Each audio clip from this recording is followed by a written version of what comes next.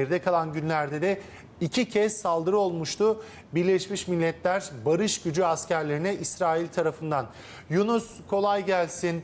Amerika'dan açıklama var mı bu konuyla ilgili? Henüz yok Samet, ancak bu hafta içinde Amerika Birleşik Devletleri'nden birden fazla açıklama görmüştük. ABD Başkanı Joe Biden, İsrail'in BM Barış Gücü askerlerine saldırılarını durdurması ile ilgili çağrı yaptığını ve kesinlikle durmaları gerektiğini söylediğini belirtmişti. Şimdi Pentagon'dan da tabii birçok açıklama geldi bununla ilgili, ancak dün tabii böyle bir görüşme gerçekleşti. ABD Savunma Bakanı Lloyd Austin, mevkidaşı İsrail Savunma Bakanı Gallant ile görüştü dün. Ve şöyle söylendi yapılan açıklamada, İsrail güçlerinin Lübnan'daki BM Barış Gücü mevzilerine ateş açtığına dair haberler ve 2 Lübnan askerinin öldüğüne dair haberler hakkında Lloyd Austin derin endişesini dile getirdi. Bakan Austin, UNIFIL güçlerinin, yani BM Barış güçlerinin Lübnan Silahlı Kuvvetleri'nin güvenliğinin sağlanmasının önemini güçlü bir şekilde vurguladı ve Lübnan'daki askeri operasyonların mümkün olan en kısa sürede diplomatik bir yola geçmesi gerektiğini de belirtti denmişti. Tabii dün bu konuşma yapıldıktan sonra sabah böyle bir gelişme yaşanması da zaten artık ABD'nin bu noktada hiçbir şekilde İsrail konusunda ya da bölgedeki gelişmeler konusunda bir ehemmiyetinin, bir ağırlığının kalmadığını da gösteriyor. Çünkü hem Biden hem Pentagon hem Dışişleri bu noktada önemli uyarılarda bulunmuştu İsrail'e. BM Barış Gücü'ne dokunmaması gerektiğine dair, onlara saldırmaması gerektiğine dair, ancak İsrail'in bu pervasız uluslararası kural ya da hukuk tanımayan davranışları da devam ediyor diyebiliriz Samet. Önemli, herhangi bir açıklama gelmemesi aslında daha da önemli. Çünkü Birleşmiş Milletler Barış Gücü'ne baktığımızda orada her milletten asker var. 190 üzerinde ülkeden askerler Barış Gücü'ne katkı sağlıyorlar. Önemli. Yunus, detayları almaya devam edeceğiz senden ama önce Ali hocamıza da dönelim. Birleşmiş Milletler Barış Gücü'nde birçok ülkeden asker var. Ali hocam, bu saldırıyı nasıl değerlendirmek lazım? Evet, Samet Bey, çok vahim bir durum bu saldırı. İsrail'in bölgedeki tüm ülkeleri karşısına aldığını, hedef aldığını biliyoruz. Bu saldırı girişimiyle de Birleşmiş Milletler'i de hedef alıyor. Birleşmiş Milletler'in kararlarını hedef alıyor. Birleşmiş Milletler Barış Gücü askerlerini hedef alıyor. Yani burada zaten daha önce de Uluslararası Ceza Mahkemesi savcısını tehdit etmesi, Uluslararası Adalet Divanı ile ilgili alınan kararları uygulamaması, Birleşmiş Milletler'de bazı kararlarına karşı çıkması ya da şunu söyleyelim Samet Bey, Netanyahu'nun Birleşmiş Milletler'e çıkıp o konuşmayı yapmasının ardından bu hareketi yapması aslında fazla da yadırganmamalı. Ya da şöyle diyelim, ABD Hocam yadırganmamalı. konuşmasını Tabii ki açıklamaya istinaden yadırganmamalı diyorsunuz ama şöyle, izleyicilerimiz sosyal medyadan yazıyorlar. Bunu nasıl yapar İsrail? Orada dünya askerleri yok mu? Türk askerleri yok mu? İzleyicilerimiz Instagram'dan mesaj atıyorlar, yazıyorlar bana da. Ben de size yönlendirmiş olayım. İkincisi, Birleşmiş Milletler demek birçok askeri yapının, barış gücü anlamında söylüyorum, askeri yapının bulunduğu nokta. Oraya saldırmak, İsrail'in dünyaya kafa tutması, hiçbir şeyi her şeyi göz ardı ederek, hiçbir şeyi umursamayarak hareket ettiğini geride kalan yılda konuştuk hep birlikte.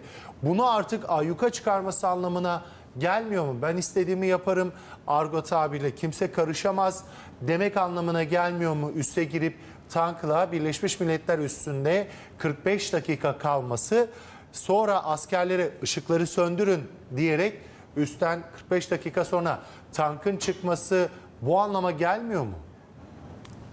Kesinlikle, kesinlikle o anlamda. Zaten daha önce yapmış olduğu uygulamalarda, biraz önce verdiğim örneklerde, kısaca verdiğim örneklerde de bunu gördüm. Artık bu yaptığı da son noktası, en uç noktası, en yapılmayacak diye düşündüğümüz ve görevi orada barışı sağlamak, çatışmaları önleme misyonu olan bir grubun, askerlerin, Birleşmiş Milletler Barış Gücü'nün saldırarak o bölgede kapıyı kırarak 15 Birleşmiş Milletler Barış Gücü askerinin yaralanmasına neden olarak bir şekilde bir faaliyet icra etmeleri sizin de söylediğiniz gibi kesinlikle dünyaya kafa tutmaktır. Ama bu gücü nereden alıyor? Bu gücü nereden aldığını daima konuştuk. Bakınız bu gücü şunu söylüyor İsrail. Ben arkama küresel sermayeyi aldım. Ben arkama bu küresel sermayenin siyasi gücü olan Amerika Birleşik Devletleri'ni, İngiltere'yi aldım. Onun dışında Birleşmiş Milletler'in diğer ülkeleri benim umurumda değil. Birleşmiş Milletler üye olan diğer ülkeler benim umurumda değil. Sadece Orta Doğu değil, diğer ülkeler umurumda değil. Ben istediğimi yaparım diyor. Yani bu küresel sermayenin ve ABD'nin bölgedeki yeni düzenledikleri bu politikayı uygulamak için sahaya sürülen İsrail tabii ki bunu yapma cüretini kendinde bulabiliyor. Çok vahim bir durum dediğim gibi. Bunu biz her zaman konuşuyoruz. Kim durduracak? İşte Birleşmiş Milletler bunlardan bir tanesiydi. Şimdi siz Birleşmiş Milletler barış gücü adı verilen bir kuvvete, Birleşmiş Milletler'in adını taşıyan bir silahlı güce saldırma cüretini gösteriyorsanız o zaman Birleşmiş Milletler'in, ben şu an itibaren söylüyorum, eğer radikal bir karar alamadıktan sonra Birleşmiş Milletler'in bu misyonunu bırakıp gitmesi gerekiyor. Kapatması gerekiyor. Gitsinler iklimle uğraşsınlar, gitsinler işte kadın hakları, çocuk hakları vesaire hususlarla uğraşsınlar. Yoksa halen daha bugün Gazze'de milyonları, binlerce insanı öldüren, şehirleri yıkan, soykırım ve kent kırım yapan bir İsrail'i durduramayan bir Birleşmiş Milletler var. Hadi orada sessiz kaldınız, gücünüz yetmedi. Buyurun sizin askerlerinize saldırdık. Burada bütün dünyanın Birleşmiş Milletler'e asker veren, barış gücüne asker veren tüm dünya ülkelerinin orada askeri bulunan, Birleşmiş Milletler'in barış gücünü o anda askeri bulunan tüm ülkelerin şu an itibaren ayağa kalkması lazım, açıklama yapması lazım.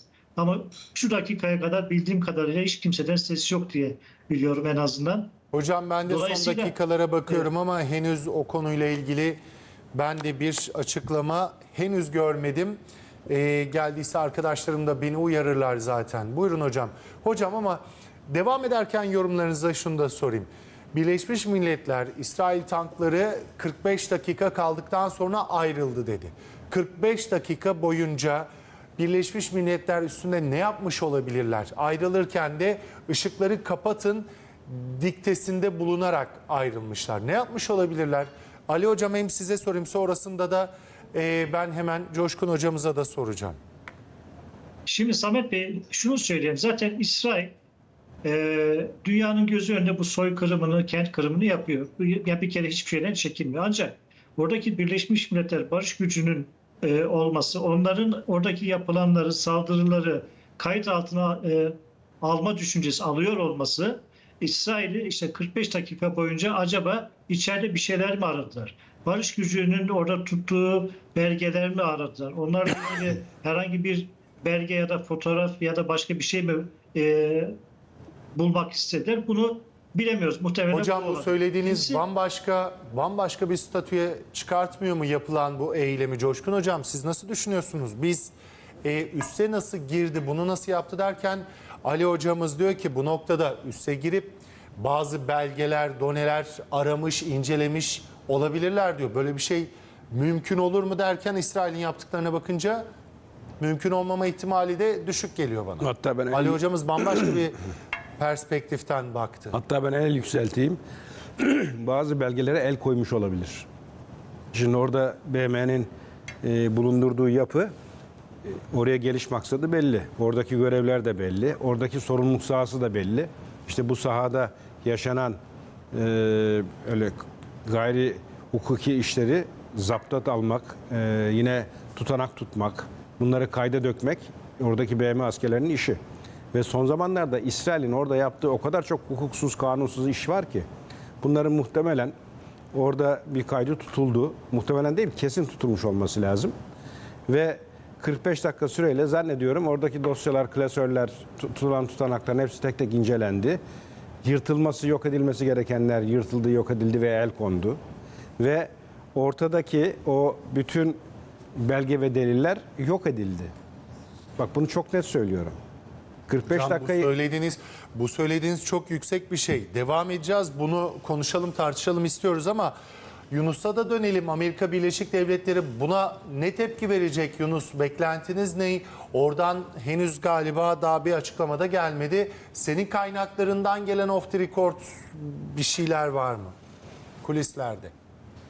Yani tabii haberin gelmesi çok yeni Samet. Pazar sabahı şu an burada. Mutlaka bir açıklama sorulacaktır. Başkan bugün bir programı olursa ya da başkan yardımcısı ya da kurumlardan bir cevap gelebilir. Ancak henüz gelmiş değil. Bu hafta yapılan açıklamalara bakmıştık. Hatta dün gece gelen bir açıklamada Austin'in mevkidaşıyla olan yaptığı görüşmede Pentagon'un yazılı açıklamasını biraz önce aktardım. Yani ABD burada barış gücünün korunması, saldırılmaması gerektiğini söylüyor.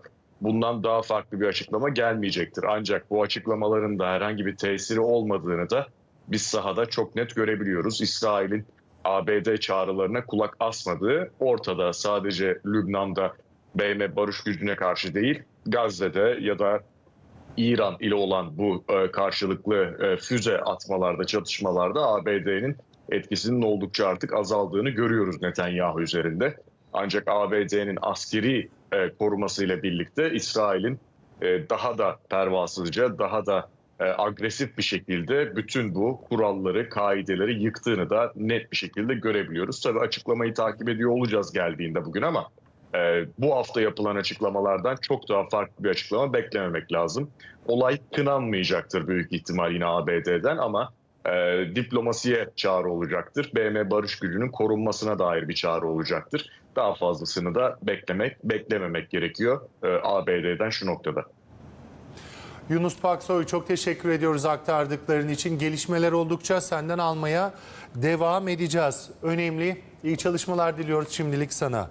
Yunus Paksoy'un söyledikleri de önemli. Amerika Birleşik Devletleri'nden bir kınama gelmeyebilir. Birleşmiş Milletler barış gücüne ise yaptırımların, İsrail'in bu tutumunun yapılmaması gerektiğini söyleyecektir diye bir yorumda bulundu.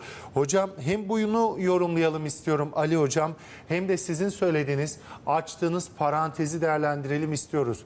BM üssüne giren askerler neler aramış olabilir? Belgeleri almış olabilir mi? Çünkü bir sonraki adım da önemli. Lübnan'da bulunan Birleşmiş Milletler Barış Gücü birliklerinden bir açıklama vardı. Üssü savunmakta kararlıyız, ayrılmıyoruz demişti. Barış gücünün çekilmesi söz konusu olur mu? Bunu da değerlendirelim Ali Hocam. Şimdi Samet Bey, burada özellikle işte biraz önce belirtmiş olduğum gibi onların istediği Birleşmiş Milletler Barış Gücü'nün bölgeden çekilmesi. Öncelikle bunu belirtelim. Çok rahat hareket etmeleri, soykırıma çok rahat bir şekilde devam edebilmeleri için zaten devam ediyorlar. O ayrı bir konu ama Birleşmiş Milletler'in tutanaklarına girmemesi için, Birleşmiş Milletler'in resmi görevlerinin tuttuğu kayıtlara girmemesi için Birleşmiş Milletler Barış Gücü askerlerin o bölgeden uzaklaşmasını istiyorlar. Diğer ülkelerin mahkemelere vereceği delilleri bir şekilde inkar etme ihtimalleri var. Ama Birleşmiş Milletler'in resmi görevlerin, barış gücü komutanı olsun, askerlerin olsun, onların fotoğraflarının, belgelerinin, tuttuğu tutanakların mahkemeye sunulması, kayıt altına girmesi İsrail için istenmeyecek bir durum. İşte bunun için de öncelikle o bölgede işte 45 dakika içeride kalarak belge, fotoğraf, video gibi görüntüler mutlaka aramışlardır. Bunlara el koymuşlardır. Ve oradan da ışıkları söndürün, artık buradan gidin. Işıkları söndürmeleri ne anlama geliyor? Faaliyetinizi bırakın, gidin buradan demek anlamına geliyor. Ve şu anlamada geliyor. Bakınız bunu da beklemek lazım İsrail'e. Bugüne kadar oradaki barış gücü askerlerin etrafını bombaladılar, Hizbullah mevzilerini bombaladılar. Işığı söndürdüğü andan itibaren siz de hedefsiniz anlamına gelir.